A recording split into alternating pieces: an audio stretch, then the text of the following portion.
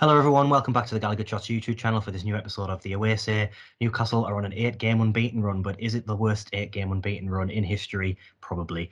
I have a feeling it's going to come to an end this weekend as we travel to the Emirates, a ground where we either get hammered or just lose, but it's basically a defeat every single time. Joining us this week is Tom from the Bruised Banana Podcast. Tom, thanks for coming on. No problem whatsoever. Happy to fill in for Alex, who's one of the other members of the podcast. He's been on a couple of times. He's still on his warm weather break at the moment, so he couldn't make it, unfortunately. Yes, like most of the players are at the minute. Mikel Arteta, has it been an Arteta bounce, or is it still work in progress at the minute? Good question. I think if you were to look at the pure stats, you might say that his impact has been less than seismic, shall we say? Certainly less than the impact of someone like Ferguson, Duncan Ferguson, that is. But I think what you have to do is kind of look at it in the context of where the club was when Emery left, and obviously the sort of interim leadership under Ljungberg as well, and kind of see that there's a lot of work to be done. And I think that the first thing that Arteta has been able to do, which has been impressive to me and to the guys on the podcast, and I think the wider Arsenal fan base, is kind of the cultural change that he's brought in. Mm-hmm.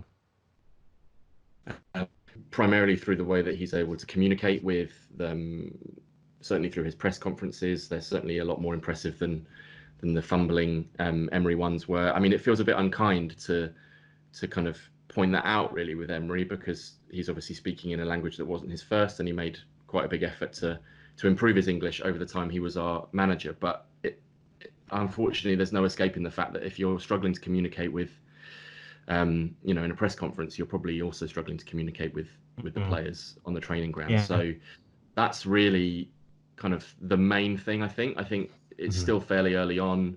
A lot of what Arteta wants to do, I think, is long term. So we're not really judging him too much on the playing side, although there are improvements and certainly changes being made there as well. So yeah, I think the good evening thing became a bit of a meme, didn't it? And as much as it was a joke, I think he just came across as someone who wasn't relatable to players. And I think that you could just see it reminded me a lot of the late Wenger years, where you just saw Wenger on the touchline looking like he didn't know what he was doing anymore. And equally with Emery, you could see him there grimacing on the touchline, looking like he was trying to get a message across, because he looked like he was quite active on the touchline all the time, but then nothing was actually happening with the team. Do you think that was the main plug that needed filling, is the culture, or do you think there was something else tactically that needed to change as well? I think the tactics as well. Yeah, I think sort of one necessarily kind of follows on from the other. I think if you're looking to be a long-term manager, you get the culture right, you get communication right, and then you start to impose your tactical ideas. And I think we've definitely seen that change under Arteta. The bizarre thing with Emery was that he came in with all these statements like that we were going to be protagonists, and there was a lot of talk about pressing and when we felt like he was going to make us more defensively robust, and everything just kind of fell apart for him. And he started to chop and change and flip around, and he was basically a desperate man scrabbling around trying to make something happen.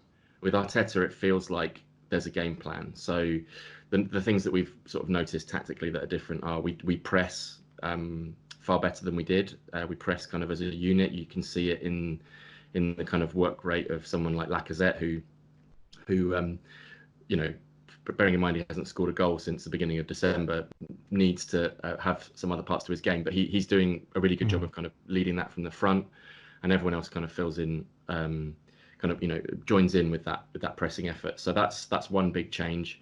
In terms of kind of how we're set up, it's sort of relatively similar in personnel, kind of the 4 at the back, 2 kind of sitting like double pivot midfielders, and then you've got kind of Ozil number 10, and then kind of three attackers, Lacazette usually more central, and then the wide attackers as well.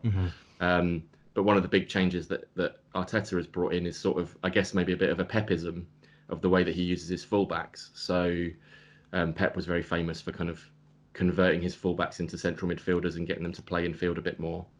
And we've seen a bit of that with Arteta in the way that he we'll have Saka, the young 18-year-old who's actually an attacking player who's currently filling in at left back because all our other left backs are injured. Mm-hmm. This is sort of in the last few games. He'll sort of play bombing on in the left back position, and then either Maitland-Niles, who also isn't actually a fullback, or more recently Bellerin, will tend to kind of tuck inside. So you kind of get this sort of shifting of the way that the players are kind of positioned in the attacking phase. Xhaka in that sense will kind of drop into the defence. He'll kind of make an extra centre back, and there's sort of various benefits to the way that we build up our play in that we've got a more attacking player further up the pitch. In Saka, he can kind of join with the 4 attacking players, make a 5, and then you've got Xhaka kind of filling in for him. He's left-footed. He's ostensibly a bit more defensive-minded, although some Arsenal fans might disagree.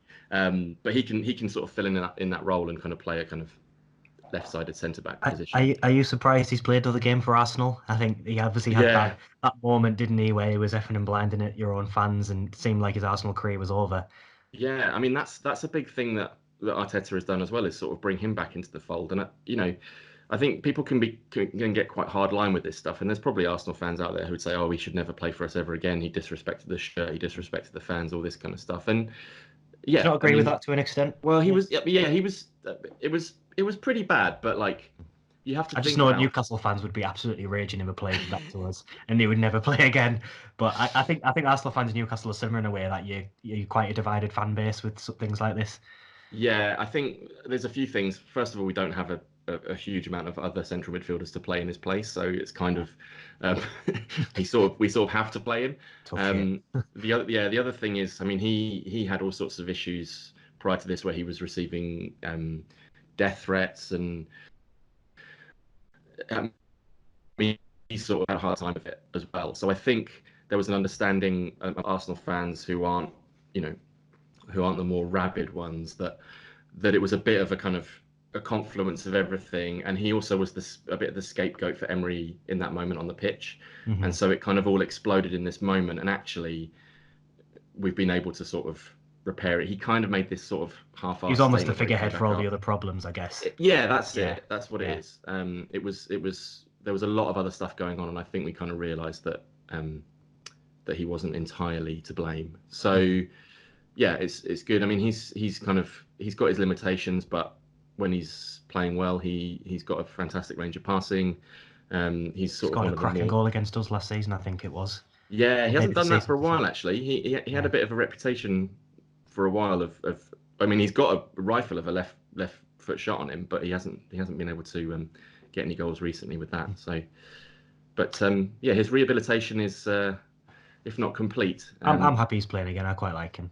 Yeah, he's all right. Would you I like Arsenal. I think of all the bigger teams, Arsenal's the team I like to follow quite a lot. But I think you were sort of clinging on to this identity as being a Champions League team for a long time in the later Wenger years. Would you now put yourself in the same bracket as Man United and Chelsea, who have unproven managers and are sort of in transition trying to find their identity again? I wouldn't want to make any comparison between our young manager and Manchester United's idiots that they've got currently in charge of them. I don't know.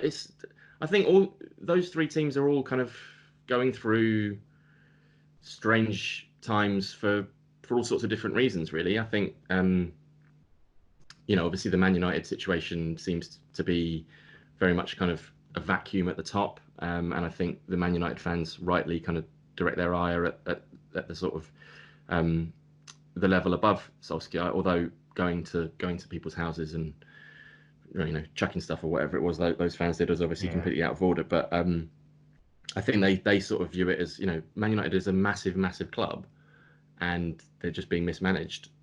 Arsenal's, I mean, I suppose you could say that to some extent. Kroenke, our owner, the American owner, is very much an absent owner. He doesn't particularly do much. But then whenever you have these sorts of conversations, and I'm well aware of the fact that I'm talking to a Newcastle United fan, talking about having a dodgy owner when when you have an owner when you have an owner who is toxic, kind of puts it into context a bit. And then the Chelsea thing, I think there's certain circumstances around them with their rebuild and the transfer ban, although obviously that's now been lifted. they've now just announced that they're signing Hakim Ziyech from Ajax, which for like not very much money, 35 million, which is a bit of a coup for them. And I think some Arsenal fans are a bit annoyed that we weren't in for him, because he's the sort of creative player that we need. I mean, the thing with us at the moment is just that we don't have. I mean, I said earlier, Ozil's playing number 10, but he's offering absolutely nothing at the moment. He's been ineffective for years now, hasn't he? It's a real shame, because I used to love him back in his Real Madrid days, and when he first moved to Arsenal, I just remember everyone being buzzing that he was in the Premier League, and now he's always had this reputation that he would have to come off in 60 minutes, but I mean, he just looks like he doesn't want to be there anymore, Ozil. Yeah, I mean, one assist, no goals all season. That's Newcastle numbers. That's what our midfielders are like. There's not really much more to say than that. And at the moment, Arteta's made us a lot more robust at the back through some of the tactical changes that he's made that I sort of gone over before. But in an attacking sense, we are struggling to create chances. So I think, in the game on Sunday, you may sort of have come to expect a certain kind of swashbuckling style from Arsenal over the last few years. But I think you'll see that we actually huff and puff a little bit and don't create as many chances as we used to. I think we're second or third lowest chance creation since Arteta took over. I think we must be lowest, because I was going to get onto Newcastle. We've like I say, we're on an 8-game unbeaten run, which looks great on paper, but 2 of those games were Oxford, 2 of those games were Rochdale, and 1 of those games was Norwich at home. And then 1 of those games was also the ridiculous Everton game where we scored 2 goals in 95 plus minutes. Yeah. So, I mean, looking at it from the outside, I don't know if you've seen much of Newcastle, but we're always last on match of the day. I'm not a massive XG fan, but we're bottom of that stat. I think we've got lowest possession in the top leagues in Europe. What do you think we're doing wrong? Because we managed to fluke our way to the position we're in at the minute. But, I mean, looking at it from the outside, do you just think we're a bad team, or what? Well, I mean, let's acknowledge the fact that we're on the same number of points as each other going into this fixture. We both have 31 points. And I think the really interesting thing with Newcastle is that you obviously loved Rafa, and we on the podcast would have taken him as our next manager. If you'd have asked me sort of early on in the season, if once Emery was gone, who I would have taken, I would have been keen to have him come in and do maybe a couple of seasons to sort of set things up. I think he's obviously a fantastic manager, and he really you grew to love him, didn't you? But Bruce is not doing any worse statistically. No. Correct me if I'm wrong. That may have changed since I last saw, but he's got you in a similar number of points to where Benitez was last season. I mean, you'll have all these stats. Basically, Rafa would always start off quite poorly, and in the second half of the season, we would be sort of top 7 form, whereas Bruce seems to have just found a way to get us to win.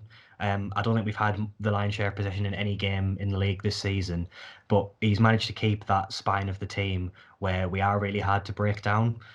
We do just sit back, 5 at the back, which it'll be at the Emirates probably. A lot of fans, including me, are really hoping that we'll change the formation around, because at the minute, for me, we just don't have a link between our defence and our strikers. We usually sat with Hayden and one of the long staffs, and now it's Bentaleb coming in. But often they've got the ball and they either just have to pass back to the centre-backs or fire it long to St. Maximin, Almiron and Joe Linton, who are all just stood there on their own a lot of the time. And we just, for some reason, we just can't pass it between the lines, and we're just having to play it long every time.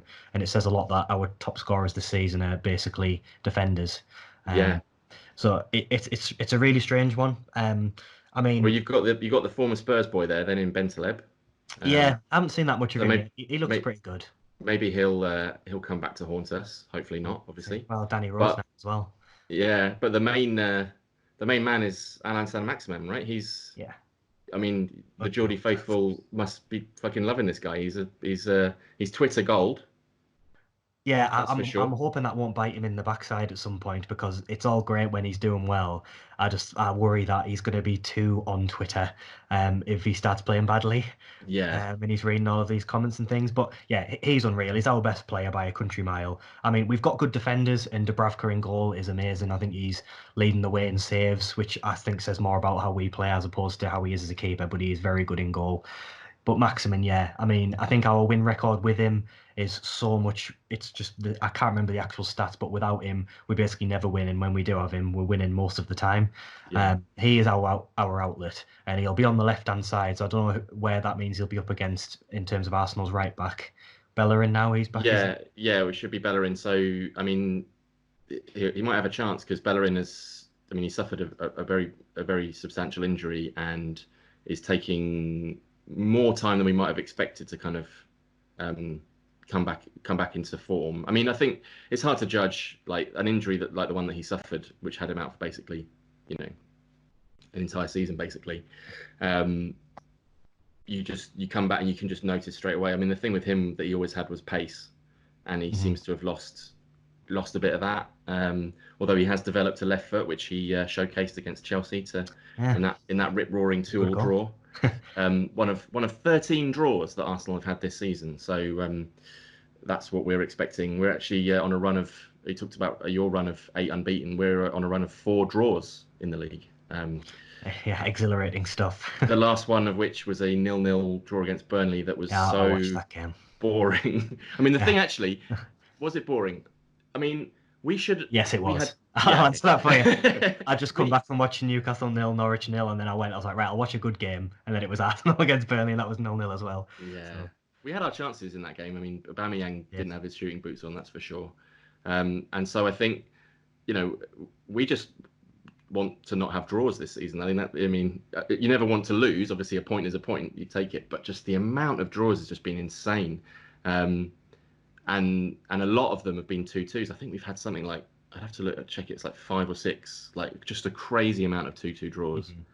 Are they games that you're throwing away, or are they games that you're coming back into most of the time? We've honestly had every single kind that you can have. We've had, I was going to say clutching defeat from the jaws of victory, but it's not. It's clutching drawing from the jaws of victory. We've had that. We've had obviously comebacks with 10 men, like we did against Chelsea. We've had dull 0-0s. We've had kind of edgy 1-1s. Sheffield United at home being the most recent one of them, where we kind of got a goal against the run of play in the first half and then tried to cling on and conceded in the 80-something minute. Just there's no real pattern to it, which is the fact of what happens when you have 3 different managers, right? So, but like I said before, I think the defensive stability. I think what it sounds like is Sunday might be a low-scoring affair. Yeah, I think they are 2 teams that are we're really hard to predict as well. I've said this in the last few interviews I've done. The games that we should be winning, we're not, and the games that we shouldn't get anything out of, we are. And this has got all the hallmarks of one of those games. You mentioned St. Maximin. He is the main man. He has all the hallmarks of someone like Ben Arthur, who could just turn a game on its head. And I think he did actually score at the Emirates when he played for us, Ben Arthur. But one thing we do have is pace. We've got St. Maximin, Almiron. Joe Linton isn't that slow. Yedlin at right back, who is lightning but can't kick a ball. So we can cause teams problems. And Arsenal have obviously got it in them to bottle a defence and bottle a lead or whatever. So that's the one way I think we're going to get a result out of this game. But I honestly just don't see it this time. We're on telly, which instantly means we're going to lose. But I just don't see it really. I don't know what your sort of prediction is for how it's going to go. I'm quietly confident, but then I've been quietly confident a lot over the last 18 months, and it's not necessarily gone the way I thought it would do. I think that we're obviously, it's a home game, so we should be bossing it. And also, we've just had this winter break, which obviously you guys didn't have because you had the FA Cup replay to play. So if sort of, taking the squad to Dubai, letting them ride some camels, doing a bit of whatever other bits of squad building that they've gone and done, and then coming back and having, a proper set of days on the training ground, implementing whatever the kind of game plan is that we're going to have for the game. If that all kind of knits together, then there's a chance that it could all click. I think from an attacking point of view, I think there's a game where it does all click coming. And I think, if you look at what the sort of the players that we can put out, so Lacazette, I mean, he hasn't scored since the 5th of December, but he's a quality centre forward on his day. Aubameyang is obviously fantastic, has an Well, incredible he's in scoring my record. fantasy team as well. So if it is going to be an Arsenal goal, I hope it's him in a weird way. Give him the Yeah, armband. yeah. And then, whether it's Pepe on the right, who's obviously kind of young and was, is our record signing and hasn't necessarily completely done it yet in his first season in English football, but has the opportunity to kind of create something out of nothing.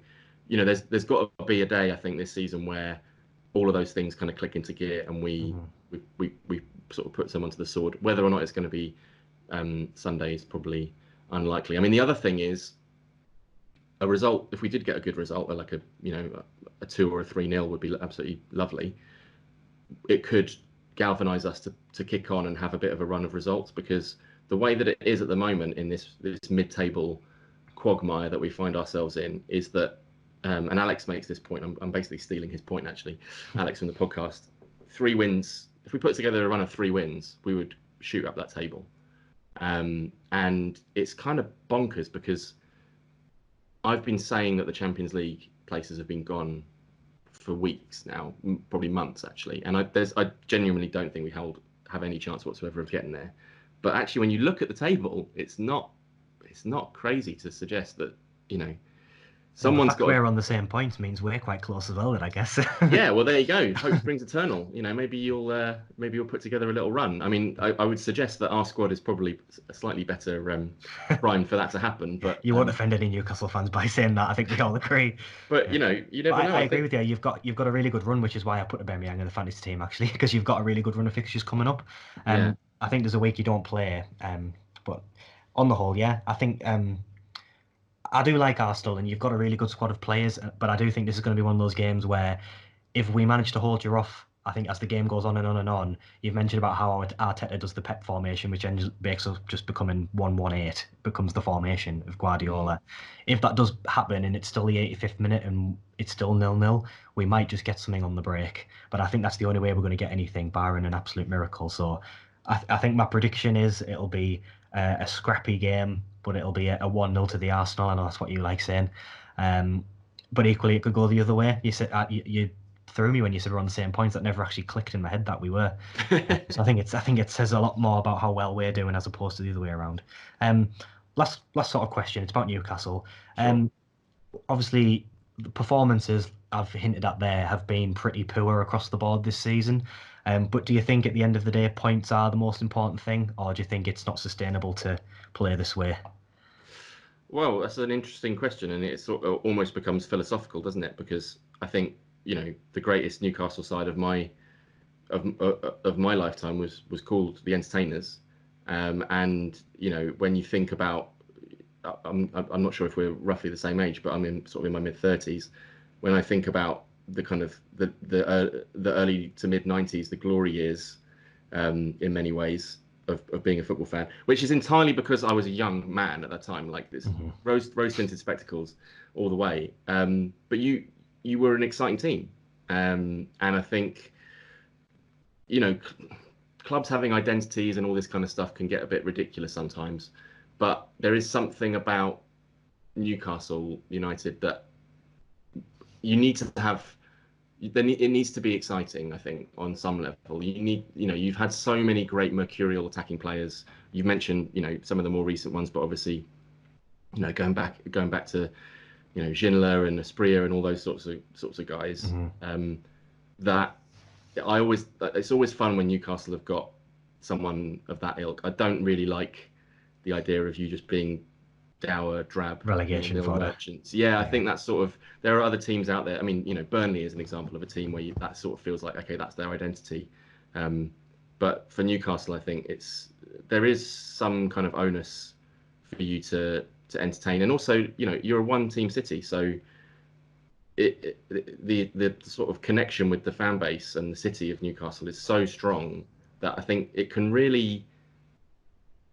It's where football can kind of be more than just a money making exercise, where a whole city is kind of connected by this thing, and that's incredibly powerful thing. So I don't know if Bruce really cares. That's probably not in his remit, but if he is able to kind of get points, I mean, listen, I don't think you're going to get relegated. Well, I don't know. I actually. I actually think Bruce does care. He gets a lot of criticism, and I'm one of those people that criticise him tactically, but he's really given it a go this season in terms of the cups. He's putting his strongest team out in the cup, and I mean that And only you got through. You got through an FA Cup tie. Yeah, When was I the mean last time? oh, it's years. It's ridiculous. I mean, even Rafa, he struggled in the cups, and we've never. I mean, you had people like Pardew who just told the party line and didn't try in the cups at all. Yeah. And I actually don't think Rafa tried in the cups particularly. But yeah, I mean, we're away at West Brom. I'm actually going along. A lot of our lads from the Channel are on the 3rd of March. Looks like we're going to sell out our allocation. It looks like it's going to be thousands and thousands of Newcastle fans there. There is a buzz for things like this. Yeah. So there's an element of that where it's like, do you know what? I don't care how we're getting through the cup. If we end up at Wembley for the first time since the 90s or whenever it was, that's going to be so good for our fan base just to even have that to cling on to. Because we've had it from Sunderland fans who have obviously, they got to the League Cup final and they've obviously been there with the playoffs and things like that, and they can hold that against us. And it's like, do you know what? If we get to a semi-final and we're at Wembley and we play Man City and we get tonked or whoever's still in the cup, that's just one of those things. But at least we can say we actually felt like a football club again, and we felt like we might actually have a chance to do something instead of just being the people that's on the Premier League years every year getting tonked by Chelsea and Man City and Arsenal every year. So yeah, I do think Bruce cares. I don't rate him as a manager, but I do think he's a decent bloke, and I do think he wants what's best for the club.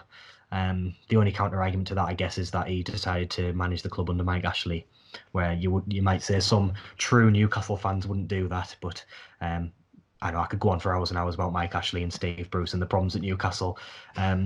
I personally, just to finish the point off, I sit more on the side of I would rather the games were entertaining, as opposed to just saying, if you said at the start of the season, I'm not going to watch any games but I know that we're definitely going to stay up. That's not the point of football, is it? You do want to get up and go to the game and enjoy yourself, and you win some, you lose some. I'm just thinking at the minute every game is just really tedious to watch, but you do see us at the top of I say the top of the table there, we're not at the top of the table. You do see us up there, safe, and it is quite nice for a change. So I can see it from both sides, but it is quite hard to watch us at the minute. And I'm sure some of our fans would agree with me, some would disagree with me. I think there's an element of that with Arsenal as well, actually, where you just weren't playing well. Yeah, I mean, and that's always the thing, is like you kind of have this, I think other fans have this base assumption that, it's always free flowing football, and maybe at Arsenal this is, and it's maybe like defensively a bit lacking, but we've had quite a while now where it's actually just been pretty dire. I mean, towards the end of Wenger's time even, and then obviously the very beginning of Emery was different. It was a bit more exciting because we didn't really know what the hell was going on, and it's been such a long time since we had a new manager. But I think just on the Newcastle point and the FA Cup point, like we have had so much joy in recent times of winning the FA Cup, and it's easy to forget that, actually, with all the talk of the Premier League, isn't it? Yeah, and whatever you think about the FA Cup, and obviously it gets discussed every single year. I mean, we're the most successful team in the tournament's history, and other fans might laugh at fans of other clubs that have won Champions Leagues and Premier Leagues more recently might scoff at that, but it's a storied cup competition, and and also the most recent time we won it, we beat fucking Chelsea 2-0, and sorry, not 2-0, 2-1, and it was amazing. Really, really great experience.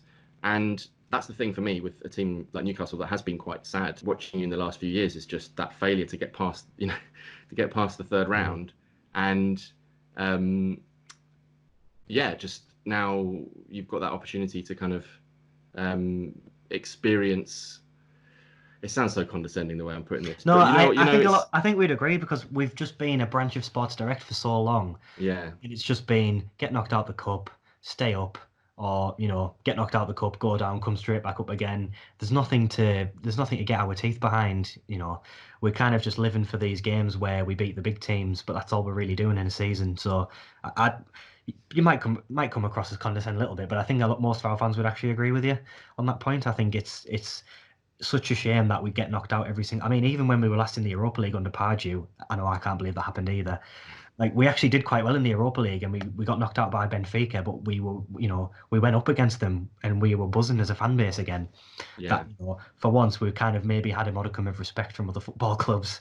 So Yeah, we'll see how it goes. No doubt we'll go there and we'll lose 1-0 to a Hal Robson-Carnio goal in the last minute.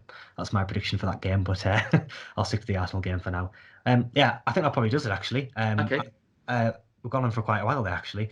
But Yes, I tend to. I never use one word when five will do. Yeah, I think Alex was the same, actually. But yeah, no, it's been a good talk, actually. Thanks very much for coming on. Final prediction from you before I let you get away? Yeah, I realised I hadn't actually given you an official one. I'm going to go for. I think we're going to win 2-1. Okay, you're giving us a goal. I'll take that. Yeah, you'll get a chance at least. Okay. I'm gonna go for 1-0 to the Arsenal. I know it's the cliche, but I just fancy it to be a really dull game on Super Sunday. And I just fancy you just to break us down right towards the end of the game. That's my prediction anyway.